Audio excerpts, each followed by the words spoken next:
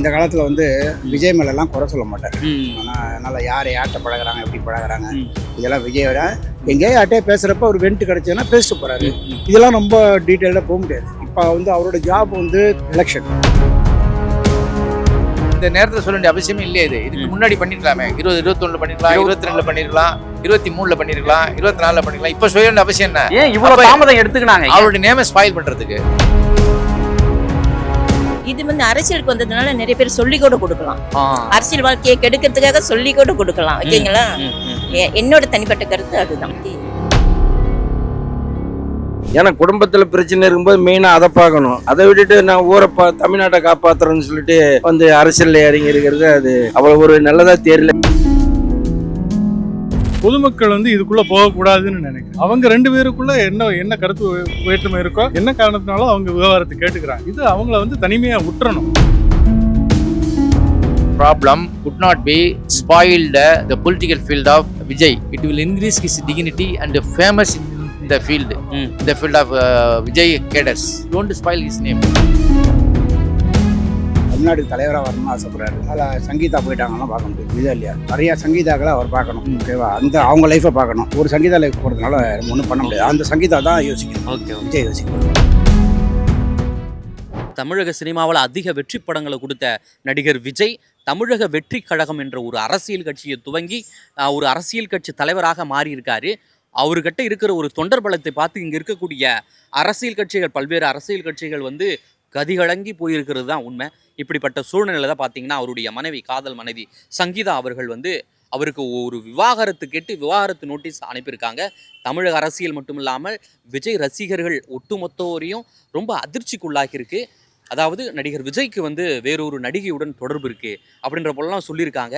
அதை பற்றி மக்கள் என்ன மாதிரியான கருத்துக்களை தெரிவிக்கிறாங்க அப்படின்றத இந்த வீடியோவில் வாங்க பார்க்கலாம். கட்சி ஆரம்பித்து தேர்தலை சந்திக்கிறதுக்கான நேரத்தை எல்லாம் பார்த்துன்னு இருக்காரு. அதுக்கான எல்லா பணிகளும் போயின்னு இருக்கு. இதற்கிடையில் பார்த்தீங்கன்னா அவங்களுடைய ஒய்ஃபு சங்கீதா வந்து அவருக்கு விவாகரத்து கேட்டு மனு அனுப்பியிருக்காங்க. இதை எப்படி பார்க்குறீங்க? ஒய்ஃபு மேலே தப்பாக பார்க்குறேன். இப்போ பொது வாழ்க்கைக்கு வந்தாச்சு விஜய். மக்கள் முக்கியம்னு சொல்கிறாரு. அதை நிரூபிக்கிறாரு. அது அவங்களுடைய பர்சனல் மேட்டர். அது நம்ம வந்து இதுல பாக்குறதுக்கு எல்லாம் ஒண்ணுமே இல்லை அப்படிங்கறதா என்னுடைய ஒப்பீனியன். ஆமா, இப்போ அவங்க அவர் ஏதாவது ஒரு காரணத்துக்காக தான் அவர் வந்து அவங்க வந்து விவாகரத்து கேட்டிருப்பாங்க. இது ஒரு தனி மனித விஷயம்னு நினைக்கிறேன் நான். பொதுமக்கள் வந்து இதுக்குள்ள போகக்கூடாதுன்னு நினைக்கிறேன். அவங்க 2 பேருக்குள்ள என்ன கருத்து வேற்றுமை இருக்கோ, என்ன காரணத்தினாலும் அவங்க விவகாரத்தை கேட்டுக்கிறாங்க. இது அவங்கள வந்து தனிமையா விட்டுறணும். பொதுமக்கள் இதுக்குள்ள போகக்கூடாதுங்கிறது என்னுடைய அபிப்பிராயம். இது வந்து என்ன பொறுத்தவரை அது உண்மை எப்படி அனுப்பியிருக்காங்க, ப்ரூஃப் என்ன ப்ரூஃப் இருக்கு? சார் அவர் முதல்ல கல்யாணம் பண்ணிட்டார் சங்கீதாவை, அப்புறம் வேற ஒரு நடிகர் தொடர்புன்னு சொல்லியிருக்காரு, பேப்பர்ல வந்திருக்கு. நீங்க கேக்குறீங்க அது என்ன ப்ரூஃப்? அப்படி அது உண்மைங்கிறது ஏதாவது ப்ரூஃப் வேணும்ல. சரி, இப்போ அரசியலுக்கு வந்திருக்கிறதுனால அந்த அரசியல் வாழ்க்கையை கெடுக்கிறதுக்கு கூட சில பேர் இப்படி சதி பண்ணலாம். ஓகேங்களா? ஆனாலும் விஜய்க்கு இருக்கிற சப்போர்ட் மக்கள் சப்போர்ட் பண்ணின்னு தான் இருப்பாங்க. விஜய்க்கு என்ன விவகாரத்தானாலும் ஆகாட்டினாலும் விஜய்க்கு எப்பயுமே சப்போர்ட் பண்ணின்னு தான் இருப்பாங்க. இல்லை, அவர் தலைவராக மாறிக்கிறதுனால குடும்பத்தில் இவ்வளோ பிரச்சனை இருக்கும்போது அதை சால்வ் பண்ணணும். அவரு அதை சால்வ் பண்ணாமல் இவர் தலைவராக வந்து நிற்கிறன்றது அது தமிழ்நாட்டுக்கே ஒரு வேஸ்டான விவகாரமா தெரியுது. ஆமா, ஏன்னா குடும்பத்துல பிரச்சனை இருக்கும்போது மெயினா அதை பார்க்கணும். அதை விட்டுட்டு நான் ஊரை தமிழ்நாட்டை காப்பாத்துறேன்னு சொல்லிட்டு வந்து அரசியல்ல இறங்கி இருக்கிறது அது அவ்வளவு ஒரு நல்லதா தெரியல என் அனுபவத்துல. கேட்டாங்கன்னா கொடுத்துட வேண்டியதானே, டைவர்ஸ் கேட்டாங்கன்னா கொடுத்துட வேண்டியதானே. இதுக்கப்புறம் அவரும் பண்ண மாட்டார் கல்யாணம், இவங்களும் கல்யாணம் பண்ண மாட்டாங்க. டைவர்ஸ் கொடுத்துட வேண்டியதானே. கொடுத்துட்டு அவ்வளவுதான். அவங்க டைவர்ஸ்க்காக இந்த மாதிரி சொல்றாங்க. இவ்வளவு நாள் இல்லாம 21 அவங்களுக்கு கல்யாணம் ஆகி ரொம்ப நாள் ஆகுது, ரொம்ப வருஷம் ஆகுது. இவ்வளவு நாள் இல்லாம இப்ப சொல்றாங்கன்னா அது வந்து பொய்யா தான் இருக்கும். ஃபேமிலி பார்க்க முடியாதுல்ல. இப்போ போய் நான் ஃபேமிலி பார்க்குறேன், அந்த மன உளைச்சல் இருக்கேன். இப்போ ஏற்கனவே மன உளைச்சல் அதிகம். கண்டிப்பா.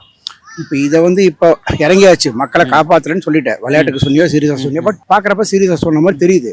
நான் விஜய்க்கு தான் ஃபேவர் போங்க. நீங்க இதை வந்து அவங்க மிரட்டலாம் நினைக்கிறீங்களா? ஒரு மிரட்டுறாங்களா இல்ல சங்கீதா, இல்ல விஜய் அப்படிதான் இருக்காருங்களா அப்படின்ற? அவங்ககிட்ட வந்து ஆதாரபூர்வமான இது ரெக்கார்டு இருக்கு அப்படிங்கறத அவங்க சொல்றாங்க. அவ்வளவு அது உண்மை அப்படிங்கறத அவங்க நிரூபிக்கிறது. ஏன்னா கேஸ் போடுற போது நீங்க வந்து உங்ககிட்ட வந்து உண்மை இருந்தால்தான் நீங்க வந்து கேஸ் போடலாம். இது வந்து அரசியலுக்கு வந்ததுனால நிறைய பேர் சொல்லி கூட கொடுக்கலாம்.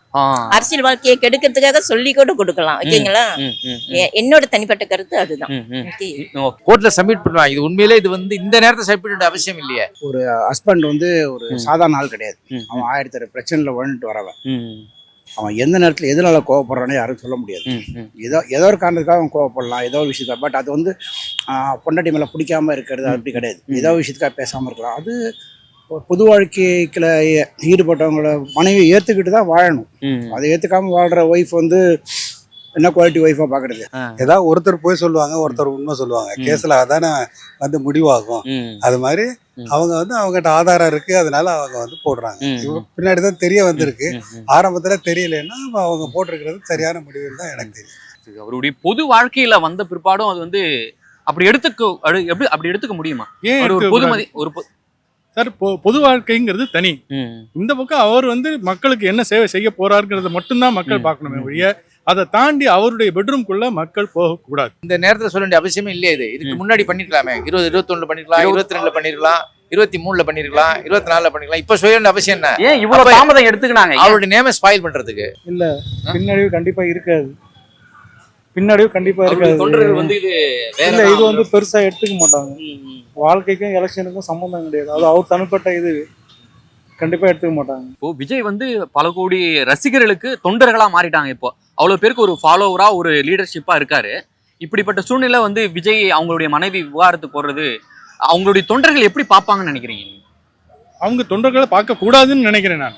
அவங்க எப்படி பார்ப்பாங்கன்றது இல்ல, அவங்க தொண்டர்கள் அவங்கள பொறுத்த மட்டும் அவருடைய தலைவர் அவர் நாட்டுக்கு என்ன செய்ய போறாரு, மக்களுக்கு என்ன செய்ய போறாரு, இதை மட்டும்தான் நம்ம பார்க்கணுமே ஒழிய அதை தாண்டி அவருடைய சொந்த வாழ்க்கைக்குள்ள உள்ள போக கூடாதுங்கிறது என்னுடைய அபிப்பிராயம். இந்த காலத்துல வந்து விஜய் மேல எல்லாம் குறை சொல்ல மாட்டேன். ஆனா அதனால யார் யார்கிட்ட பழகுறாங்க, எப்படி பழகுறாங்க, இதெல்லாம் விஜயோட எங்கேயே யார்ட்டே பேசுறப்ப ஒரு வெண்ட் கிடைச்சதுன்னா பேசிட்டு போறாரு. இதெல்லாம் ரொம்ப டீட்டெயிலா போக முடியாது. இப்ப வந்து அவரோட ஜாப் வந்து எலெக்ஷன், பொது சேவை அப்படின்ற போல இப்ப வந்து பயங்கர ஃபோர்ஸ் 2 ஏடிஎம்கே டிஎம்கேன்ற ஃபோர்ஸை உடைச்சு வரணும். கண்டிப்பா பீப்புள் எக்ஸ்பெக்ட் பண்றாங்க. நிறைய பேர் வந்து சரி ஒரு சேஞ்ச், ஏடிஎம்கே டிஎம்கே வேணாம், சேஞ்ச் வேணாம்னு நினைக்கிற குரூப் பெருசா இருக்கு. அது யாரும் வெளியே பேசுறது இல்ல. இதெல்லாம் வந்து அவங்க சொல்றாங்களே ஒழிய நம்ம வந்து உள்ள போய் பார்த்தது இல்லையா. இல்ல மனு உங்களுக்கும் எனக்கோ தெரியாது. இது வந்து அது அவங்களுடைய ஒரு பக்கம். இன்னொரு பக்கம் என்னங்கிறத நம்மளுக்கு தெரியாம நம்ம எப்படி டிசைட் பண்ணுவோம்? அவங்க மனைவியோட தரப்பு, அது தரப்பு வாதம். அதுக்கு வந்து இவர் என்ன சொல்ல போறாருன்றது தெரியாது. அது என்ன சொன்னாலுமே வந்து அது அவங்க 2 பேருக்குள்ள உட்பட்டது. விசாரிக்கலாம், அதில் கூட தப்பு கிடையாது. இது தீர விசாரிக்கலாம். அந்த அம்மாவும் அவசரப்படாம இதை யோசித்து செய்யலாம். இப்போ ஏதோ அன்னைக்கு சூழ்நிலைக்கு அப்படி ஆயிருக்கலாம். இன்னைக்கு அவர் ஒரு பொதுமக்கள் மத்தியில ஒரு தலைவரா வரணும்னு ஆசைப்படும் போது அதை வந்து அவங்க அந்த அம்மா யோசித்து எந்த முடிவும் எடுக்கலாம். அதை ஒன்றும் தப்பு கிடையாது. Problem could not be spoiled the political field of Vijay. It will increase his dignity and famous in the field, in the field of Vijay cadres. It won't spoil his name. Okay. Because this kind of advertisement, no, this will improve his name. It will got propaganda. பாருங்க, தமிழ்நாட்டுக்கு தலைவரா வரணும்னு ஆசைப்படுறாரு. அதனால சங்கீதா போயிட்டாங்கலாம் பார்க்க முடியாது. புரியுதா இல்லையா? நிறைய சங்கீதாக்களை அவர் பார்க்கணும். ஓகேவா? அந்த அவங்க லைஃபை பார்க்கணும். ஒரு சங்கீதா லைஃப் போறதுனால நம்ம ஒன்றும் பண்ண முடியாது. அந்த சங்கீதா தான் யோசிக்கணும். விஜய் யோசிக்கக்கூடாது. அதாவது கீழ் மட்டத்திலிருந்து மேல் மட்டம் வரைக்கும் இது எங்கே நடக்கிற சம்பவம். இது வந்து ஒரு பெரிய குற்றமா எடுத்து குடும்பத்துல நம்ம பிரச்சனையாக்கி கூடாது. இப்போ எல்லாம் அந்த எலெக்ஷன் வந்தால் தாங்க அவருக்கு என்ன பாப்புலாரிட்டி இருக்குங்கிறது தெரியும். நீங்க வர ஜனங்களுடைய வந்து அவர் விஜய்ங்கிறது நடிகருங்கிற முறையில வந்து நிறைய பேர் பார்க்க வராங்க. அதை வச்சு அதெல்லாம் ஓட்டா மாறுமா அப்படிங்கறதெல்லாம் எனக்கு சந்தேகமா இருக்கு. அதனால இந்த எலெக்ஷன் ரிசல்ட் வந்தால் தான் எதுவும் அவருடைய இதை பத்தி பேப்பர்ல வரட்டும் சார், நம்மளோட போட்டோ வரட்டும், யாரு அழுத்தம் கொடுத்தாங்கிறது வரட்டும், அது சொல்ல மாட்டாங்க. போட்டோ வரட்டும், பேப்பர்ல வரட்டும், அப்புறமா நம்ம we will come to a conclusion whether it is true or not. யாரும் தவறு போட்டாதோ கிடையாது, எடுத்துக்க முடியாது.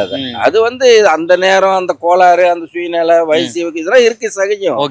அதை வந்து பெருசா அந்த அம்மா தான் அதை வந்து பெருசா எடுக்காம அதை சால்வ் பண்றதுக்கு முயற்சி பண்ணும். இன்னைக்கு அவர் முன்னிலையில் வர்றாருன்னா பக்கத்துல மனைவி ஸ்தானம் இருந்தா தான் அது நல்லது. கண்டிப்பா. அது இல்லாம இருந்து தனித்து அந்த பசங்களுக்கும் நாளைக்கு பாதிக்கும். அந்த பசங்க லைஃபுக்காக தான் அந்த அம்மா ஒத்துழைக்கணும். அது வந்து இனிமே கோர்ட்ல முடிவு பண்ண தானே சொல்ல முடியாது துரோகமா இல்லையாங்கிறது. நடிகர் விஜய்க்கு அவருடைய மனைவி சங்கீதா விவாகரத்து கோரி இருந்தது குறித்து மக்கள் கிட்ட அவங்களுடைய கருத்துக்களை நம்ம கேட்டிருந்தோம். பல்வேறு கருத்துக்களை தெரிவித்தாங்க. விஜய்க்கு ஆதரவாகவும் இல்லை நெகட்டிவாகவும் கலவையான விமர்சனங்களை வந்து அவங்க கொடுத்துருந்தாங்க. ஸோ அரசியல் கட்சி அரசியல் தலைவராக மாறிய பின்பு அவருக்கு இருக்கக்கூடிய அழுத்தங்கள் குறித்தும், அதே போன்று அவர் பின்புலம், அதாவது பல்வேறு அரசியல் கட்சிகள் அவரை வந்து எதிர்நோக்கி ஒரு அழுத்தம் கொடுக்குறாங்க, அவர் அரசியல் வளர்ச்சியை வந்து மட்டுப்படுத்துகிறாங்க அப்படின்ற போலாம் சொல்லியிருந்தாங்க. இந்த பதிவு உங்களுக்கு ரொம்ப பிடிச்சிருக்கும்னு நம்புகிறேன். மீண்டும் மற்றொரு பதிவில் சந்திக்கலாம். நன்றி, வணக்கம்.